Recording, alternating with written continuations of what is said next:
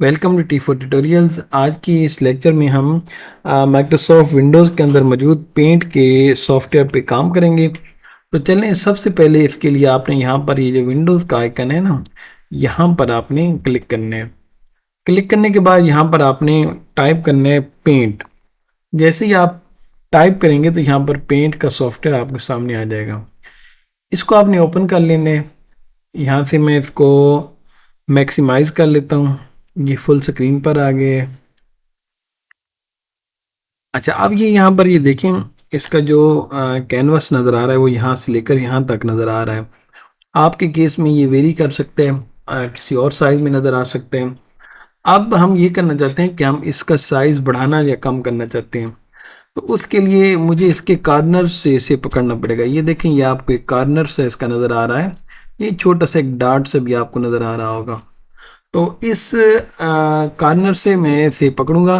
अब यहाँ पर आप मेरे इस कर्सर पर देखें, ये जो ग्रीन कलर का आपको एरो नज़र आ रहा है, ये जैसे ही मैं माउस को इसके नज़दीक लेकर जाता हूँ तो ये कुछ इस तरह की ना शेप में आ जाता है। ये देखें, ये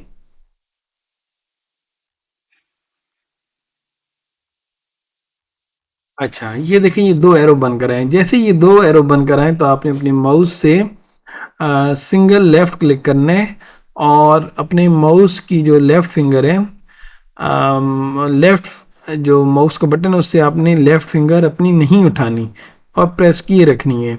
और साथ ही साथ आपने अपने माउस को राइट लेफ़्ट टॉप बॉटम घुमा कर देखना है। ये देखें, जैसे जैसे मैं इसको घुमा रहा हूँ वैसे वैसे इसका साइज़ कम या बड़ा होने के लिए मांग रहा है। मैं यहाँ पर छोड़ता हूँ तो ये इसका साइज़ ये हो जाता है। याद रहे कि जैसे ही इसके करीब आएंगे, इसके किसी एक कॉर्नर के करीब, ये एरो दो एरोज में कन्वर्ट होगा और माउस का आप लेफ़्ट बटन प्रेस करेंगे, उंगली नहीं उठाएंगे, प्रेस किए रखेंगे और अपने माउस को लेफ़्ट और राइट घुमाएंगे तो इस तरीके से ये आपकी मर्ज़ी का साइज़ आपको देने लग जाएगा। अच्छा, इससे पहले मैंने सिर्फ आपको एक पॉइंट दिखाया था, ये वाला। थोड़ा सा इस पर हम और काम करते हैं तो आपको नज़र आता है कि इसके साथ साथ कुछ और भी पॉइंट्स हमें नज़र आने लग जाते हैं। ये इस पॉइंट्स के थ्रू भी हम इसके कैनवस का साइज़ छोटा या बड़ा कर सकते हैं और इस पॉइंट के थ्रू भी हम कैनवस का साइज़ छोटा या बड़ा कर सकते हैं। ये वाला जो है, इसको छोटा बड़ा करने से सिर्फ इसकी लंबाई में इजाफा या कमी होगी और इस वाले को छेड़ने से इस स्क्रीन की इस कैनवस की विड्थ बढ़ेगी या कम होगी। और अगर आप इसको ऊपर नीचे करेंगे तो करके देखें, इससे आपको पता चलेगा कि ये विड्थ और हाइट दोनों को कंट्रोल करते हैं। तो चलें जी, मुझे इतना साइज चाहिए तो ये मैं इतना कर लेता हूँ, ठीक है। ये चलें, इसे थोड़ा कम रख लेते हैं ताकि आपको महसूस होता रहे कि ये इसका साइज कितना है। अब ये कुछ टूल्स हैं हमारे सामने, अब हम इनको ट्राई कर लेते हैं।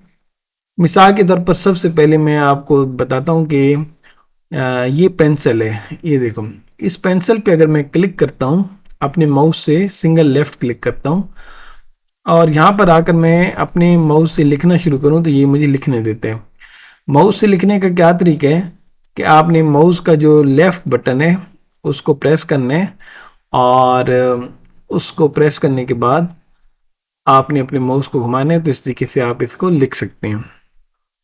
एक तो ये बात हो गई। इसी तरीके से अब इस पेंसिल की लिखाई का कलर चेंज करना है तो यहाँ पर ये मुख्तलिफ कलर्स आपको नज़र आ रहे हैं। इनमें से कोई भी कलर आप अपनी मर्जी का चूज़ कर सकते हैं। चलिए जी, अब हम ये रेड कलर चूज़ करते हैं और यहाँ पर हम कुछ लिखना स्टार्ट करते हैं तो ये देखें, ये हमें लिखने दे रहा है। अच्छा है, इसके अलावा यहाँ पर एक एडिट कलर्स का ऑप्शन भी मौजूद है, ये वाला। अगर आपको इनमें से कोई कलर पसंद नहीं है और आप कोई और कलर लेना चाहते हैं तो एडिट कलर में जाकर आप अपनी मर्ज़ी का कलर ले सकते हैं। चलें जी, मैं एडिट कलर पे क्लिक करता हूँ और यहाँ पर ये देखें, मुख्तलिफ़ तरह के हमारे पास कलर्स कॉम्बिनेशन आ गए। इस जगह पर जाकर आप अपनी मर्ज़ी का कलर चूज़ कर सकते हैं। जिस कलर पे जाकर आप अपने माउस से सिंगल लेफ़्ट क्लिक करेंगे वही कलर सेलेक्ट हो जाएगा। चलिए, मिसाल के तौर पर मैं ये कलर सेलेक्ट करता हूँ। अच्छा, मैंने यहाँ पर ये कलर सेलेक्ट किया। जैसे ही मैंने यहाँ पर ये कलर सेलेक्ट किया तो यहाँ पर ये मुझे नज़र आने लग गया कि मैंने ये कलर सेलेक्ट किया। अब अगर मैं कोई और कलर यहाँ से सिलेक्ट करूँगा तो यहाँ पर वो मुझे नज़र आना शुरू हो जाएगा। तो चलें, अब हम इसको मज़ीद देखते हैं, ओके करते हैं। और ये देखिए, अब जो मैं लिख रहा हूँ वो मुझे इस तरीके से स्काई कलर में नज़र आ रहा है। अच्छा चलें, अच्छा अब ये तो मेरी एक तस्वीर है। अब इस तस्वीर को अगर मैं सेव करना चाहूँ तो मैं सेव भी कर सकता हूँ। लेकिन सेव करने से पहले एक और चीज़ बता देता हूँ कि ये देखें, ये जो पेन है इसकी जो लिखाई है वो पतली है, तो इसका साइज़ अगर आपने बढ़ाना है तो साइज़ बढ़ाने के लिए आप यहाँ पर आ जाएंगे, इधर आप जाकर इसका साइज़ बढ़ा देंगे।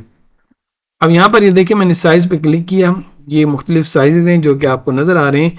इनमें से कोई सा भी साइज़ आप चूज़ कर लें। मेरे केस में मैं ये वाला साइज़ चूज़ करने लगा हूँ। जैसे ये साइज़ चूज़ किया, अब आकर यहाँ पर आप लिखें तो ये देखें, आपको ये आप देख सकते हैं कि ये बड़ा लिख रहा है। अच्छा, अब सवाल ये पैदा होता है कि माउस से हम लिखेंगे तो ये तो कोई सही तरीके से लिखाई नहीं लिखेगा, क्योंकि माउस को इतना एक्यूरेसी से घुमाना कि वो खूबसूरत लिखाई में लिखे पॉसिबल नहीं है।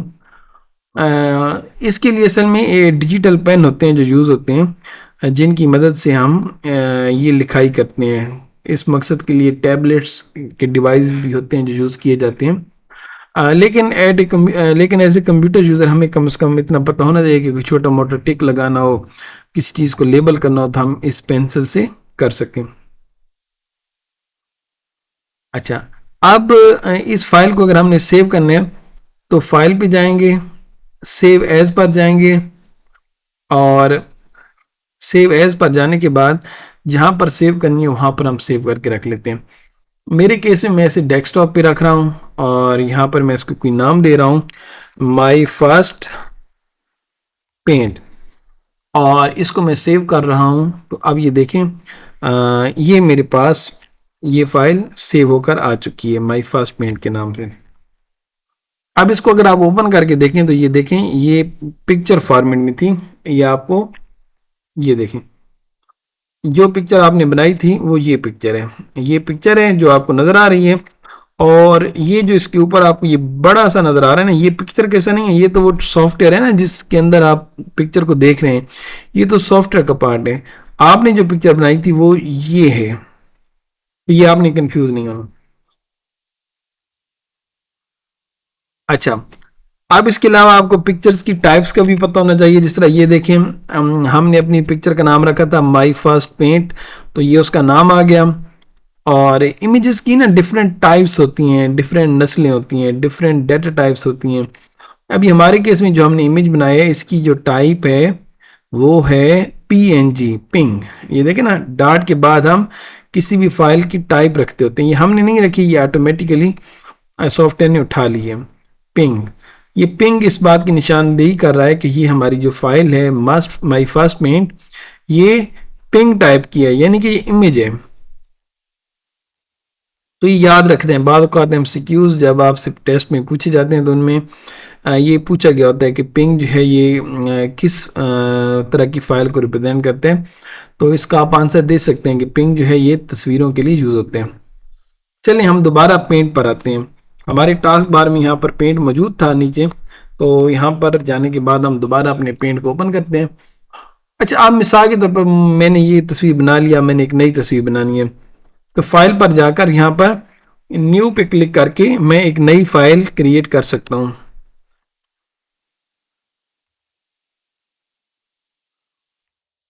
अच्छा, एक तो हमने बात कर ली कि हम फाइल को यहाँ पर सेव एज पर जाकर फाइल सेव कर सकते हैं। फिर हमने बात की कि हमने नई फाइल बनानी है, तो हम फाइल पर जाकर न्यू पर जाकर एक नई फाइल क्रिएट कर सकते हैं एक नया इमेज बनाने के लिए। अच्छा, इसके अलावा एक और तरीका भी है, वो ये है कि आप अपने कीबोर्ड पर जाएं और अपने कीबोर्ड से कंट्रोल की प्रेस करें और साथ साथ आप एन की प्रेस कर दें। तो कंट्रोल एन प्रेस करके आप ये काम कर सकते हैं। तो ये दो तरीके हैं, ये भी अक्सर MCQs में भी पूछ लिया जाता है मुख्तलिफ तरह के टेस्टों में। तो आपको पता होना चाहिए कि न्यू फाइल क्रिएट करने के दो तरीके हैं, मैन्युअली यहाँ पर जाकर भी, और कीबोर्ड से शार्ट की प्रेस करके भी हम एक नई फाइल क्रिएट कर सकते हैं। ये देखें, ये मैंने एक नई फाइल क्रिएट कर दी है। अच्छा, अब मिसाल के तौर पर मैंने इसी पेंसिल को सिलेक्ट किया, रेड कलर सेलेक्ट किया और मैंने कुछ लिख दिया। अब इसके साथ ही साथ यहाँ पर ये देखें इरेजर का टूल है, ये देखें इरेजर। ये इरेजर का टूल क्या करेगा, जैसा कि आप वाकिफ ही हैं कि इरेजर का टूल क्या करता है, इसकी मदद से हम किसी भी चीज़ को इरेज कर सकते हैं। इस तरह ये देखें मैंने इरेजर सेलेक्ट किया और इरेजर सेलेक्ट करने के बाद जैसे ही ये आएगा तो ये इस तरीके से हम इसको इरेज कर सकते हैं। अच्छा, यहाँ पर याद रहे कि इरेज कैसे करना है। इरेजर को सिलेक्ट करने के बाद आपने अपने माउस से माउस का लेफ्ट बटन प्रेस करना है और उसको प्रेस किए रखना है, उंगली उठानी नहीं है, और अपने माउस को राइट लेफ्ट टॉप बटन पे घुमाना है। तो इस तरीके से आप किसी भी चीज़ को यहाँ से इरेज कर सकते हैं।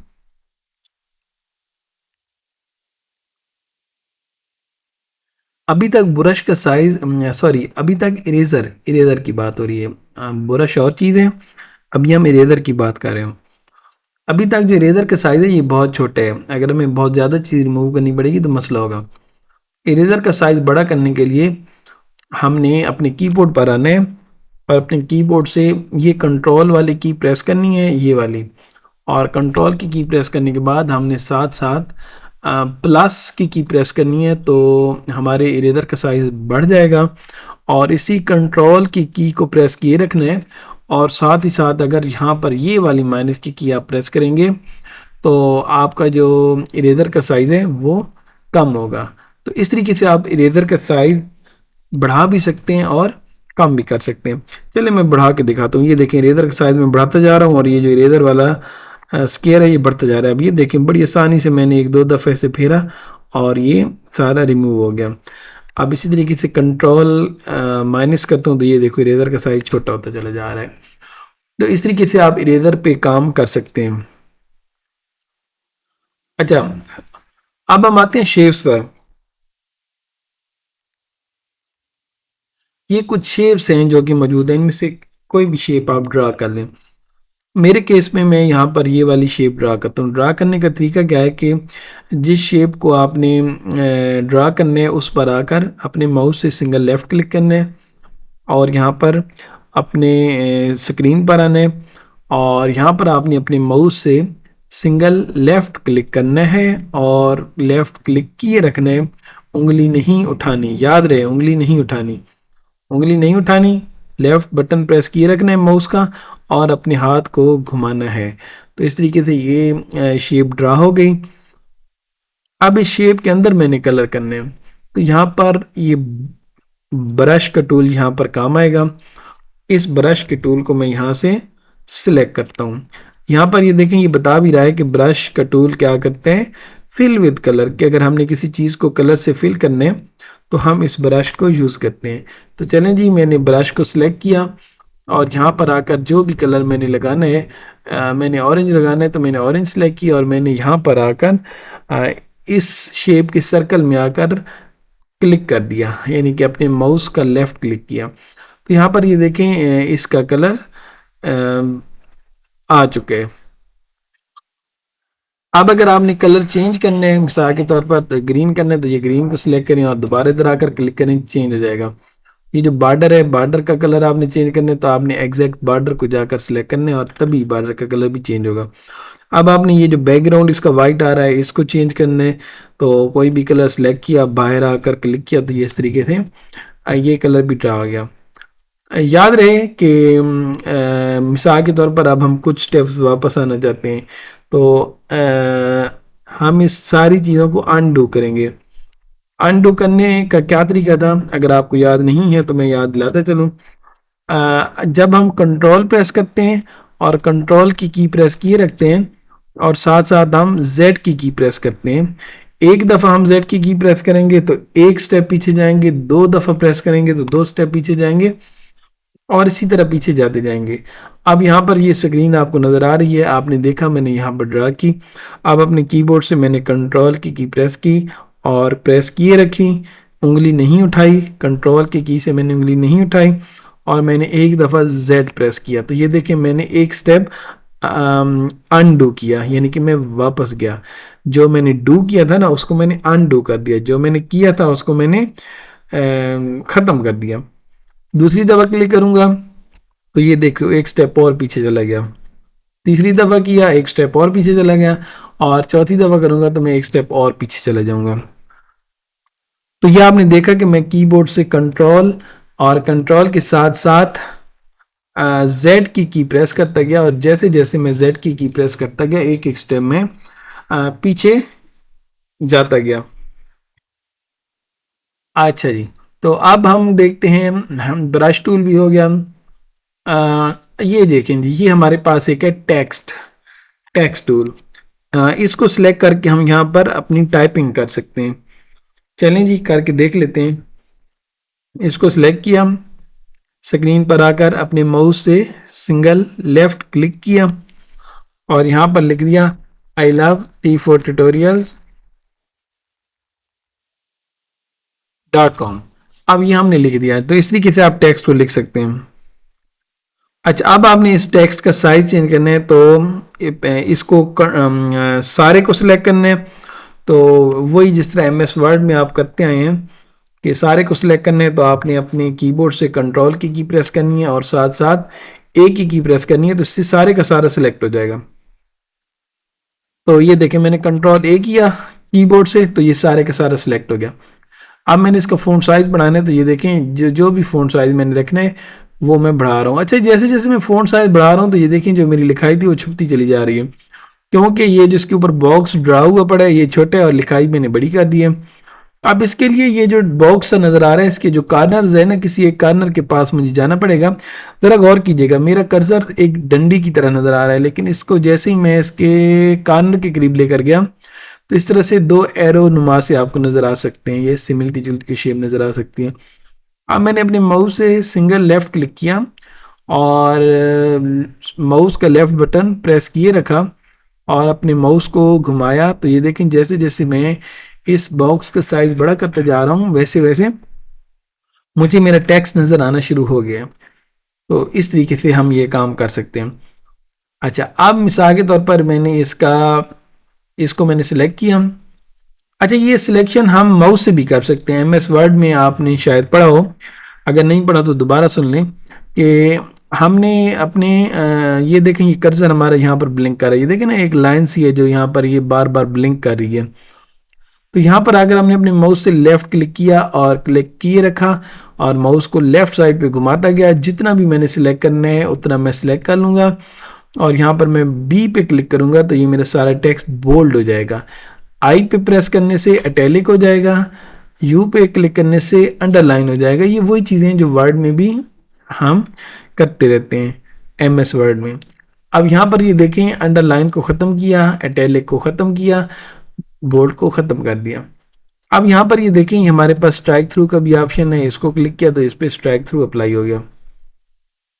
अब इस लिखाई का कलर चेंज करना है, तो मैंने जस्ट कलर को क्लिक किया, जिस कलर को मैं क्लिक कर रहा हूँ वही कलर इस लिखाई का होता चला जा रहा है।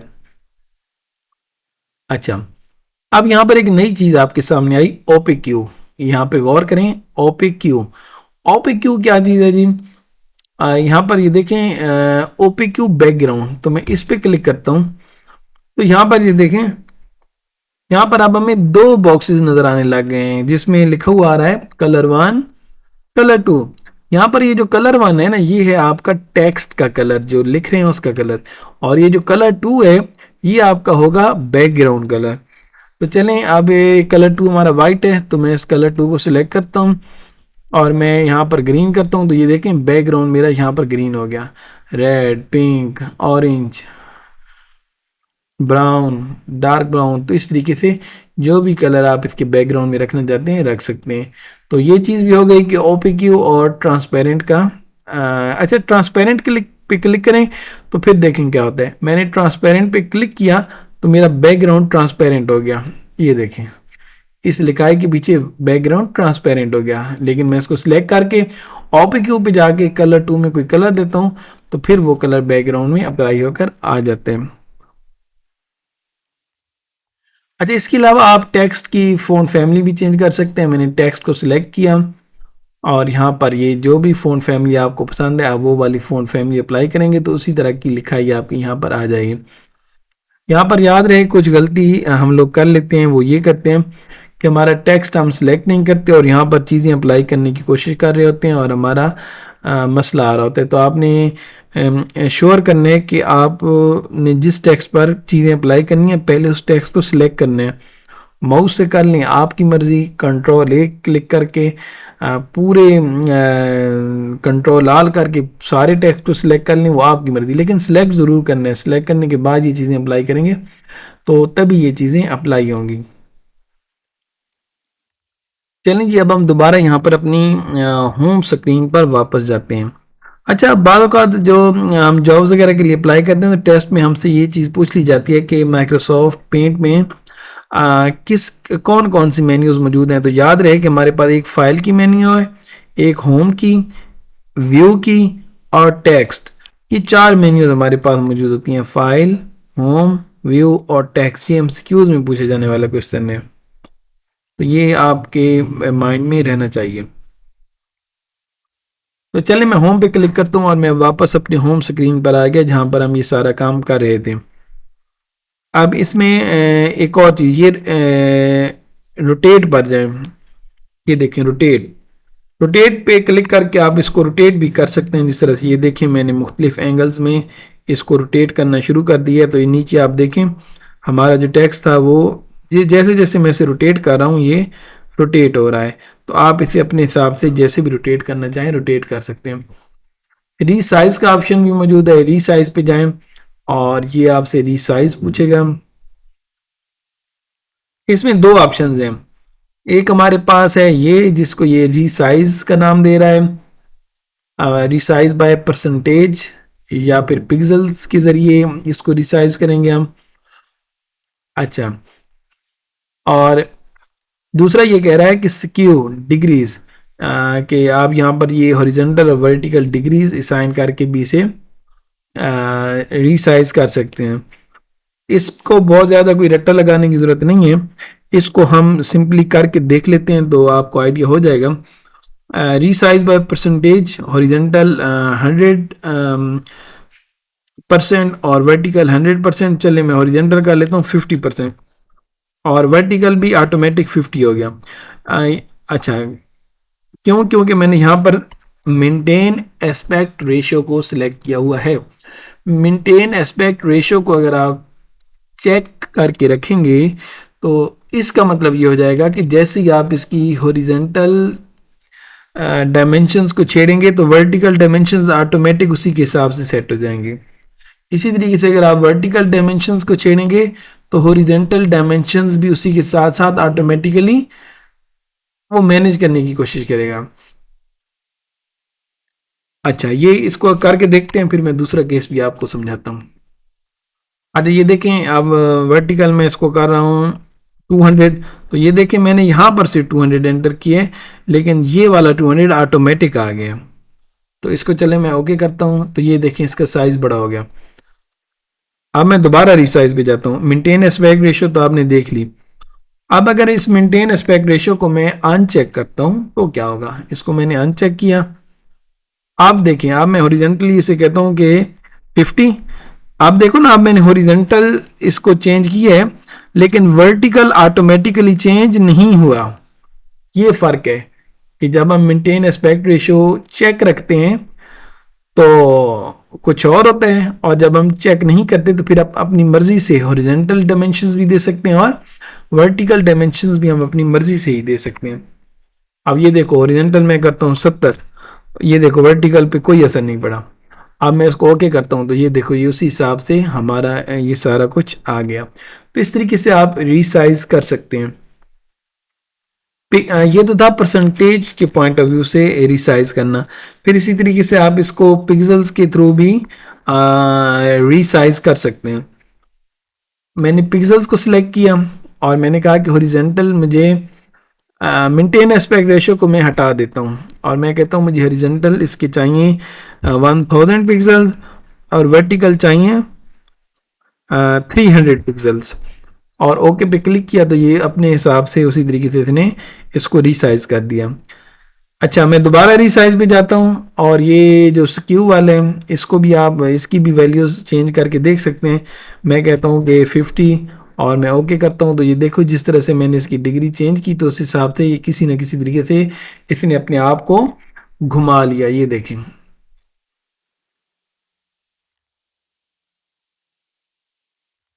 अच्छा, एक और चीज़, इसको जूम कैसे करते हैं?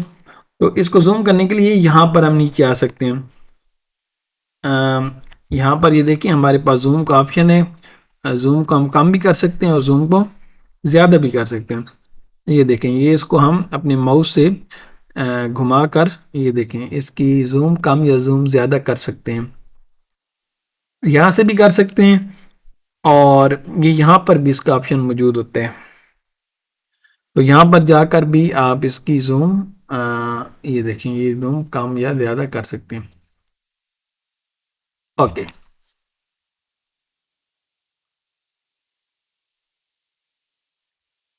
अच्छा, ये जो है ना, ये वाला ये होता है, इसकी अगर हम बात करें ना,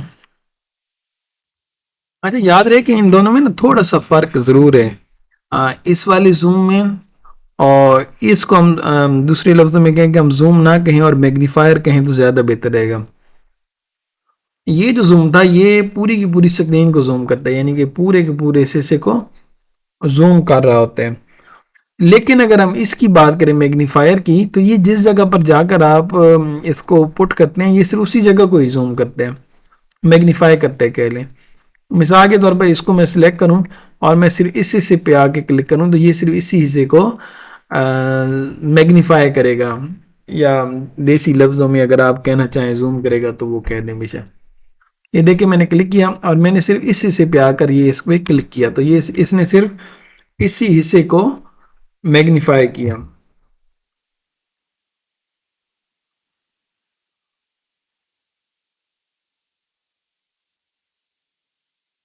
ओके, चलिए अब एक दो चीज़ें और हैं वो हम देख लेते हैं। कि मैं पहले तो इसको पकड़ के दोबारा बड़ा करता हूँ और इसको मिनिमाइज करता हूँ, इसको भी मिनिमाइज करता हूँ, जो चीज़ें खुली हुई हैं मिनिमाइज कर दी। आपके पास नहीं खुली हुई तो आप मिनिमाइज ना करें।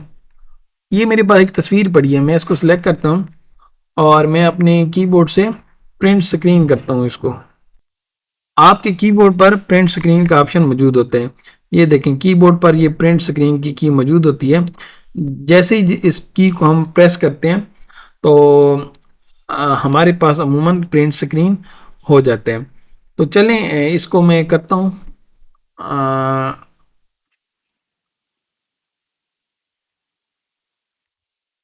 इस तस्वीर पे मैं आया और जो भी चीज़ आपने जिस चीज़ का भी स्क्रीनशॉट लेना है उस पे आए और अपने कीबोर्ड से वही प्रिंट स्क्रीन की प्रेस करें। अभी मेरे केस में मैंने कर दी है और मैं दोबारा वापस अपने पेंट में आया।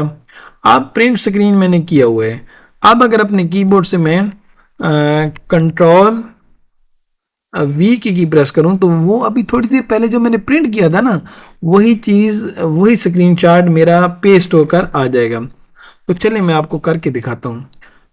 कंट्रोल वी मैंने प्रेस किया तो ये देखें वही स्क्रीनशॉट जो मैंने लिया था वो यहाँ पर आ गया। अच्छा, अब एक और चीज़ जिसको समझाने के लिए मैं ये लेकर आया हूँ कि ये देखें मैं कुछ लिखना चाह रहा हूँ और मैं रेड कलर में लिखना चाह रहा हूँ। लिख रहा है, ठीक है लिख रहा है।